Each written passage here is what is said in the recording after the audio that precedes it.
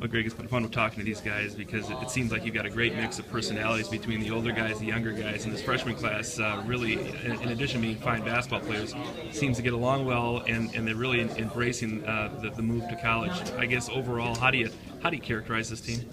Well, it's a group that, with the Canadian trip and the amount of time we put together this summer, it allowed some chemistry to be developed a little earlier than normal, which was the intent when we planned the Canadian tour.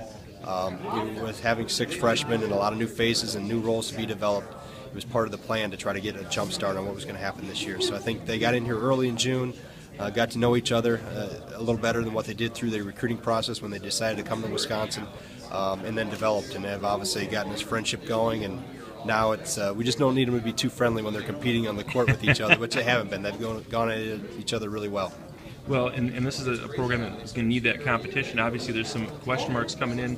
Would you agree that the front court is the biggest question mark at this point, and that fans will be maybe following that progress the most? It is, because we got a lot of new faces, a lot of minutes up there to replace, and our backcourt has a chance to be very good, and obviously a lot of experience back with Trayvon and Ben, and adding Josh back to the mix with George, and then obviously Bronson coming in too. So the backcourt obviously has a lot of a head start on the front court, and we just got to make sure guys behind Frank and Sam up front get up to speed pretty quickly. With regard to Josh, fans will be looking to see how he's come back from his injury.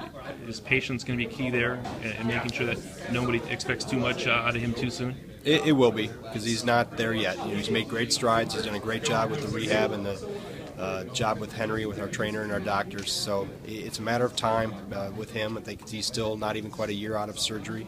The Canadian games, again, were very good for him to get some confidence back and a trust in the knee, but it's still a matter of just the reaction of taking that much time off. The mind knows what it wants to do sometimes, and the body's not quite ready to do it yet. So he's working hard and taking steps every day, but it is going to be a work in progress. It'll be a little while before we'll probably see the Josh of old. Sam had such a great freshman year last year. What's the thing that cautioned him about going from year 1 to year 2? Well, I think the biggest thing is he's going to be a targeted man now. Everybody's going to know who he is. He's not going to be that skinny freshman coming off the bench. He'll be highlighted in opponents' scouting reports. So from that standpoint, be able to handle that and that attention every single day and prepare for that. And I think he's done a great job in the off-season with the weight room and making himself better physically, and the experience that he got last year will definitely help him. He's been in hostile environments. He's played in big games. He understands what it's about. And now it's a matter of just stepping into more of a leadership role and more of a prominent role as a sophomore. And lastly, this freshman class has physically some kids that can do some things. Nigel looks very impressive, and obviously Bronson comes with a good pedigree and a good resume.